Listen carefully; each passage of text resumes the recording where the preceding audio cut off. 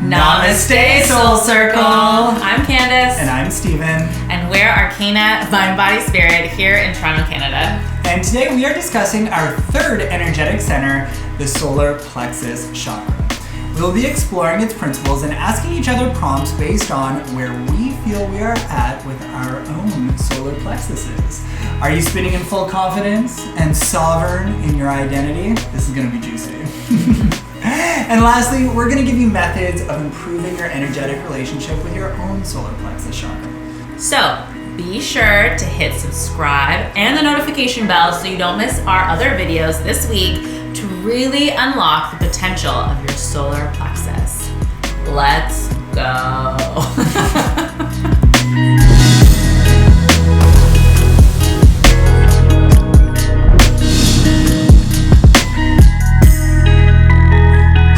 The solar plexus chakra, in its original Sanskrit name, is known as Manipura and translates to City of Jewels. It's a beautiful image for the energetic center that governs our relationship to our own purpose. The solar plexus includes all topics of identity: self-confidence, personality, ego, and personal freedom. Your solar plexus is located above your navel, below your diaphragm, and it is linked to your digestive system and gut health. The saying about following your gut feelings comes from this chakra because believing your gut means believing in yourself. The solar plexus chakra is associated with the color yellow or gold, and its symbol is a lotus flower with 10 petals, and in its center is an upside down triangle. Its element corresponds to fire and has a masculine polarity. The mantra associated with it is I do. But some say the mantra can also be I act, or I've heard it be I can. Yeah. Because of this, most manifestation practices start here by believing that it can happen. At its most fundamental level, the solar plexus asks the question, who am I? Or what is my purpose? Who is my authentic self? Those who work their solar plexus are often strong in their convictions and they believe in themselves enough to take risks that will lead them to their highest potential. Mm-hmm. And if you have an overactive state in your solar plexus, it can manifest as being overly confident, egotistical, or too risky. We all have the one friend that is a wild card. You just hold that mirror. Hold the mirror up, funny. We are those people. While on the other side, an underactive solar plexus can look shy, come off as weak, and can manifest outwardly as either lacking style or not fitting in anywhere because they don't feel like they have their own identity yet. A lot of times, this energy center can get stifled in your teenage years, and it often manifests as stomach issues and eating disorders in the young people today trying to establish who they are. Yeah, a lot of stomach issues can arise. Though we are not medical professionals in any way, often troubles with your solar plexus are related to all forms of gut health, from heartburn, IBS, gastrointestinal issues, and even diabetes. So many years ago, before I had my daughter, I went into a health food store to get some vitamins. And the person who runs the store happened to be a healer. I didn't know this. I just thought it was a health food store that was local. And I walked in and I asked what I was looking for, and he was like, "Sorry, you need to fix that. You need to fix all of this." And I was like, "What?" He's like, "Yeah." He's like, any problem that you have in your life, fix your stomach. It's in your stomach. Fix your stomach. Fix your stomach issues. And I was like, okay. Needless to say, I was not in flow with this chakra at all at the time. In fact, I was in an abusive relationship, and many things were going on in my life that a lot of things were coming to a head, and I was very much in flux with this. And so he was telling me that, and I didn't really even know enough about these types of things at the time. And he also turned to the person I was with at the time, and he said, "Also, if you guys stay together long enough, you'll have a daughter." Wow. And we did. It's amazing. Yeah. Anyways, I digress. I love this person. But yeah, right? Yeah. Unfortunately, he has passed, but I did go back and get some acupuncture from his daughter who took over his business. That's great. I'll find that business and I'll put the link in our comments. Yeah, that's really awesome. That's interesting, right? Yeah, so spending time on your solar plexus chakra will help you develop your own sense of self. Who you are becoming is directly up to you. And by developing confidence and personal strength, you'll present differently to the outside world. You'll be able to stand in your sovereignty and feel unafraid to take up space. The universe provides for those who believe that they can do it.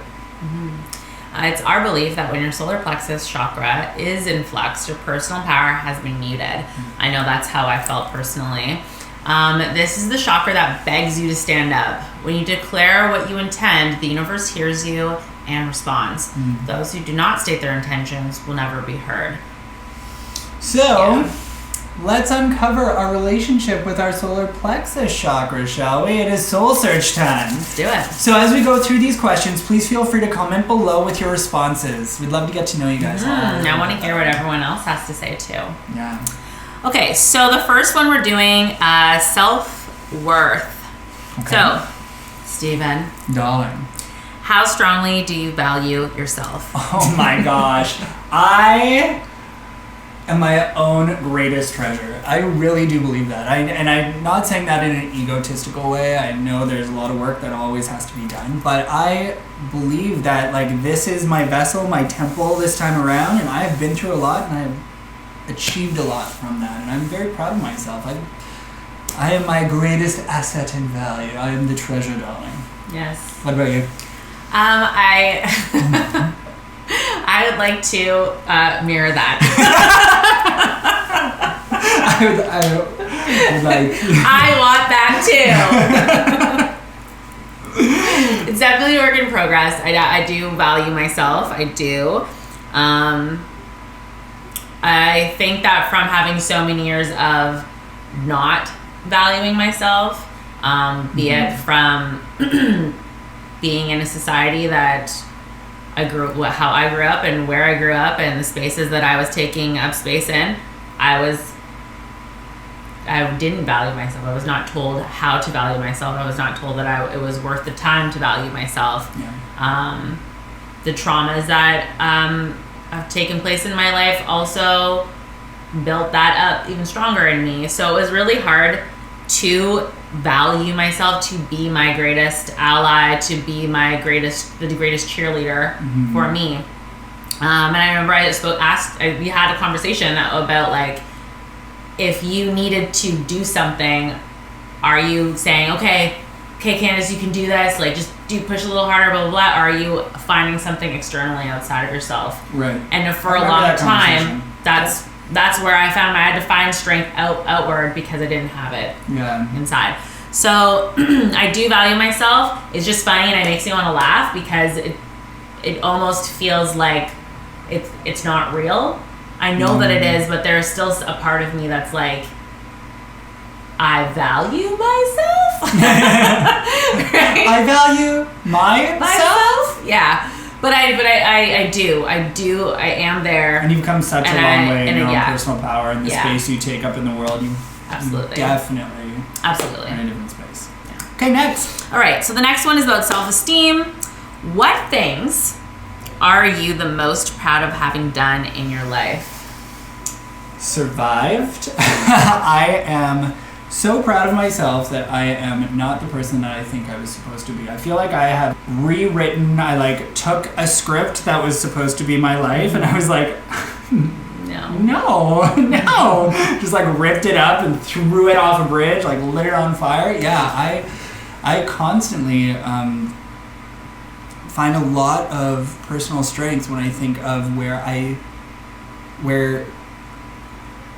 I guess traditionally is the word, or society would place me in going and some of the things that I've been dealt, but I have used it to my advantage and I have risen above and there's so many things. For example, I had never even been on an airplane until I was well into my adult life. I never even considered I would travel. Never in a million years thought I would go anywhere outside of Toronto. And then for most of my life I spent traveling. Yeah. Really traveling. I spent 2 months last year, well, not last year, the year before. Last year was a wash. Yeah, last year. Yeah, it was a good time. A lot of good self-care there. But yeah, there's just so many things. There's countless examples. What I do, like creating a job from an art and making it really successful and happy, and finding a husband with a 15 years down the road, a lasting relationship. Like I have so many versions of that I'm just so proud of myself that I've overcome. And I don't lose, I never lose that feeling inside that you did that. I'm very proud of myself for that. What about you? And you didn't have those images, right? And you didn't have those examples. You definitely created your life. Yeah, I really think that. Yeah, and I'm very proud of that. Yeah. Your turn. Your solar plexus just. I'm just a solar man. Solar man. What am I most proud of? Oh, geez. I'd say I'm probably most proud of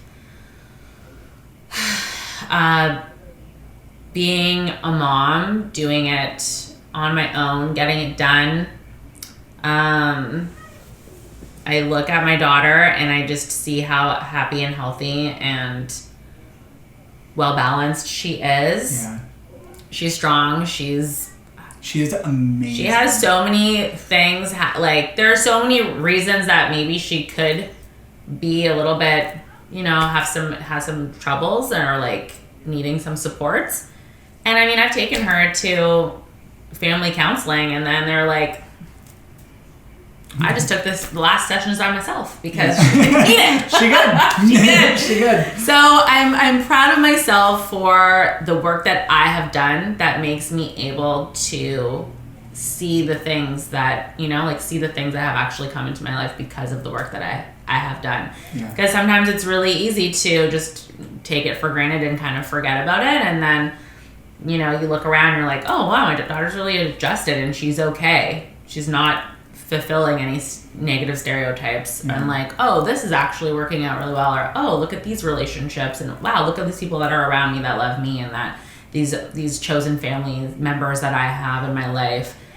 And I have to give credit to myself that I did those things. And I'm really, really proud of it because, like I was saying in the last response, it was a long time and I didn't think that was even possible. Yeah. So the next one is about confidence. Confidence. Steven. Yeah. Are you confident that you see a good opportunity when it presents itself to you? Yes. I actually think I see opportunities when they're not presenting themselves to me. I see so many things as opportunities. I feel like answering these questions, I feel like I have a very nice relationship with my solar plexus. Yeah, I would say so. Yeah, I just 100%. Even if there's not an opportunity, I'm like, okay, how can there be an opportunity? Mm-hmm. What could be happening? Because I think there's always a silver lining somewhere. And I think a lot of the times if you think it, we always say this in our videos, but sometimes you have to release the process. You have to let it happen organically, and it's still the same outcome. You just gotta go. Yeah. Let it come how it's gonna come. You. I mean, I'd like to think yes. But it is easier for me to see some of the obstacles that would stop me from pursuing. So I might see an opportunity and I might not necessarily think that it's something that I can do because of A, B, C, maybe even D. But it doesn't mean that I'm saying no. I just kind of put things on a back burner almost, or kind of put things on like, well, that would be really cool at that time versus thinking that like it can happen now, and it's not everything, it's just certain things. And it's finding that balance between like, I'm a single full-time parent, there's no one else there's certain things that I have to maybe think about and look at differently. I'm not a single woman that could be like, hey, do you want to take this opportunity to go live in different. I can't just be like, yep, I got to think about, and especially because my daughter's getting older, I have to think about how that's going to impact her emotionally too, to make different moves and different choices. And so it's not just my emotions that I'm taking into consideration, but also somebody else's. Yeah. So there's certain things, most things I'm like, let's go. I'm like 2 feet in. Yeah. Whatever. But like, I'd say so. There are some. You spotted an opportunity to have me in your life. So I'd say you're good. So your confidence is good. Moving on. So personal power. Okay, are you willing to express yourself in a powerful way that lets others know not to mess with you? Okay, so this one, I'd say where I am now, I am in a much better position for sure. I would say that's very learned, though. I had a lot of trouble standing up for myself as a kid. And honestly, between you and our viewers, I had a lot of trouble in my family growing up, and I had a lot of trouble. I let everyone mess with me because I thought that was the dynamic of the family. You know, I thought that was kind of that's what everyone is going through. So in hearing that question, I'm proud of how far I've come with that because I am a manager. I stand in my power. I'm in a position where people don't really mess with me.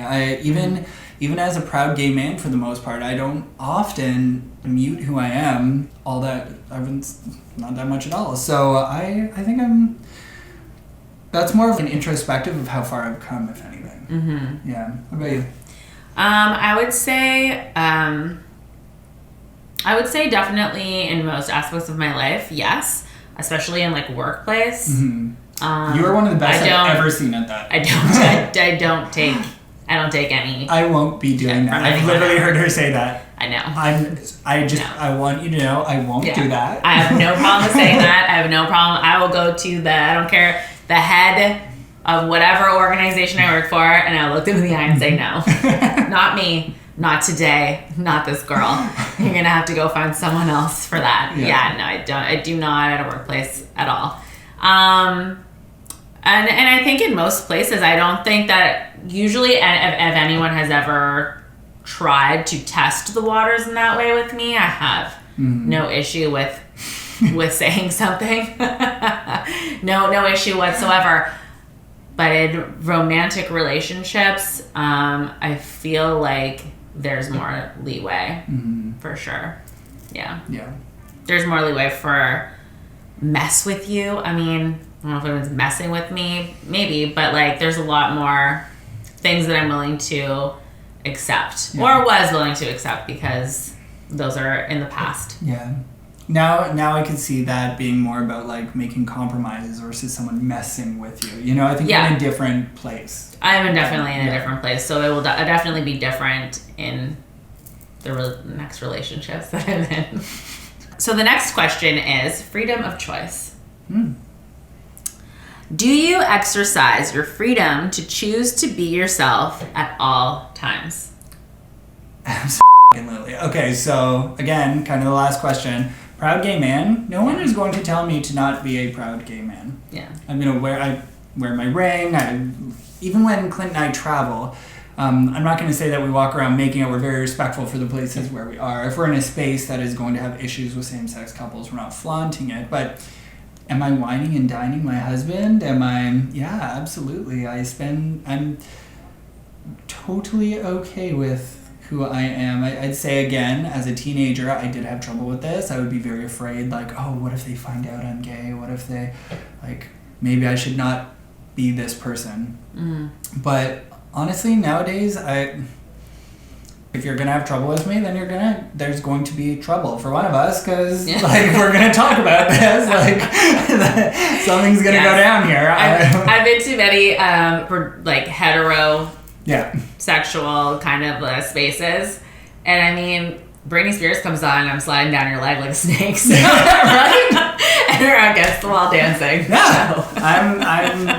I'm not withholding anything. Not at all. Ever. Yeah. So, do I choose? Okay. I would say yes. Again, I feel like I've had to do a lot of work in this chakra for a while now.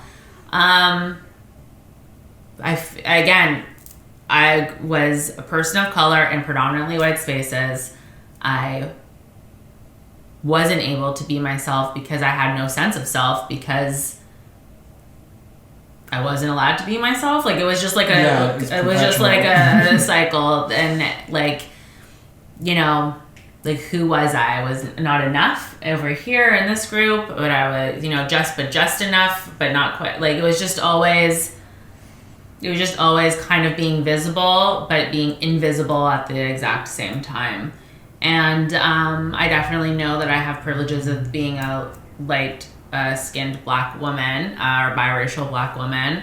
But that's my story. That's what it was like for me. And now I feel like the last year doing studies and focusing on that and doing a lot of readings and coming into a better understanding of just how the world works within race and stuff. And, you know, having a daughter who, if you looked at her, you wouldn't really know what race she is, but she could probably pass as Caucasian, you know, and then, but she identifies as a Black person because she sees me as a Black person. So there's a lot of things that had to come up, and I had to step into myself and my own self-power and who I am, becoming a mom, you know. So I definitely think that, yes, I am, and I have there's no excuses, there's no silencing, there's no nothing. I am who I am, and if anyone wants to have any discussions on their ignorance, then they can knock on my door. Yeah, and I will close it in your face, because it's not my job to tell you about that. Hit up Google. Let's talk. Yes, please, talk about race. It's your turn to explain it to all the ignorant people out there. Anyways. Okay, I have to... All right, well, that was awesome. Those questions really got in there. Yeah. It's good to look back and see where you've come to this point. So now that we've talked about the different blockages and the places where we feel we are either overactive or underactive, let's talk about ways that we can help heal or get in better flow state with our solar plexus. So number one is breath work. Okay, right where your solar plexus is right below your diaphragm, and often when you take big belly breaths, that expansion can really help fill your energetic center here. Even when you wake up in the morning, it's a good practice to just take one breath for every single one of your 7 major chakras going up your body. It's a really great way to get your day started. Yeah, it kind of goes hand in hand with yoga and sun salutations, which is number 2 on our list. Just opening up that whole movement of within the sun salutation, just that flow of that. And lots of other yoga poses that there are to just open that whole area. It's really great, especially if you're sitting at a desk all day. Yeah, it's really nice. This posture really hurts this area of your body. Yeah. Stand in your power. All right, so method number 3 is to analyze your eating habits and to fix your gut health. Ways you can do this are creating a food journal and seeing what's going in your body. Remember, everything you put in is the fuel that keeps your body temple working, or not helping it work. Yeah. I actually have PCOS, so this is a really important one for me, to be aware of everything that I'm putting in and the impact that it has on my body is super important in balancing my hormones and just staying healthy in my reproductive system, and overall, like, just my energy and everything is super impacted by this. So it's really, really important for me and anyone who really has PCOS as well to be conscious of their gut health. Mm-hmm. There's also number 4 is the sound bath with the note of E. Steven, darling, play us an E, baby. Play me an E.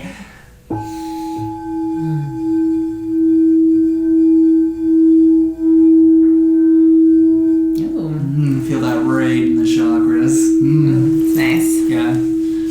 All right, so number 5 on our list is work with crystals. So citrine. Yep. Pyrite, my favorite. Tiger's eye. Yeah. Golden healer quartz and rutilated quartz. These are all great crystals. If you look at the whole rainbow and spectrum of the crystals, anything that has the same color as this chakra, this like gold, bright, yellow, orange, most of those crystals are great to work with for this chakra. And number 6 on the list is making choices. So not being indecisive. It can be really hard if you spent your life being a yes person, if you are in situations where you were kind of taught to not trust yourself or and second guess yourself, just depending on who you're around.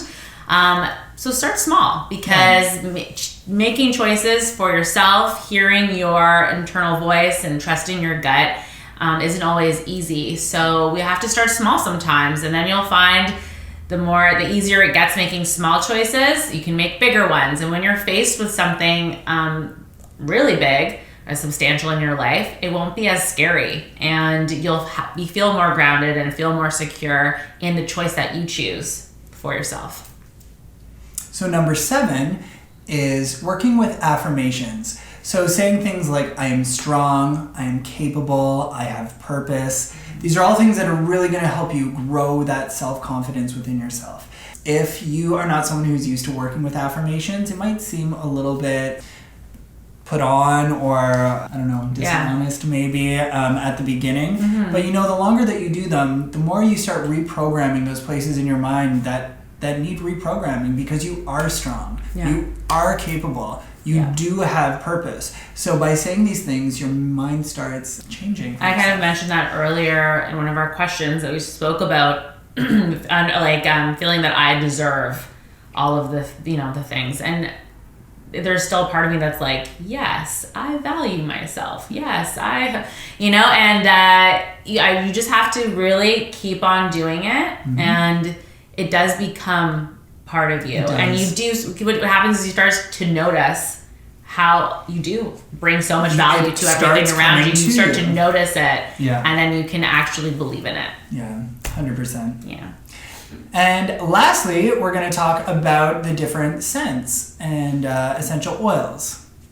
Yeah, so there's grapefruit, lemon, juniper, rosemary. Rosemary and bergamot are also really good for this solar plexus area. Citrusy. Yeah. All these citruses, even if you picture a lemon and a grapefruit, they're colorful and zesty. So find your zest in life. All right. So some of the other things we wanted to mention, some different correspondences for this chakra, are archetypes. So there are 2 archetypes that you can relate to with this chakra, and one is the warrior. So if your solar plexus is in full flow and you're doing good, you might resonate with this archetype. So the warrior is self-empowered, they're resilient, they can materialize their desires and wants. So then you would have the other side of that, which would be the servant archetype. So this one is someone who is constantly seeking external confirmation and validation from other people, because they don't have any self-resiliency or self-power. So they have to get it from other people. They're saying yes to everything. They're not listening to their own needs and their own wants, and they're basically without self. Yeah. So our planetary attributes are Mars and the Sun, and our zodiacal is Aries. Oh, hello. And Leo. So we're so glad you were here to help open up our solar plexuses together. So if you were here last week, you know that on Fridays we release a meditation using our malas and our bija mantra. So the bija mantra for your solar plexus is Ram. So it's Ram. And basically, even if you don't have a mala, please tune in. What we do is we go around our mala, and for every single crystal, there's 108. We say the word Ram, and we see what comes up for us. And this is a really fantastic daily practice to do. If you're working on any of your chakras, I think it's a great thing to do anytime throughout the year. Yeah, and you don't need the tools. You can just show up, tune in, and listen, and do it. Do it every day for the whole week. And write the affirmations on the mirror. Listen to this. You will start to feel and notice the change. Even if you're just being aware of the things that you're doing, it'll be easier then to address the changes that you want to make in your behavior. Exactly. Be the change you want to see in the world. All right. Mwah! Namaste. Much love.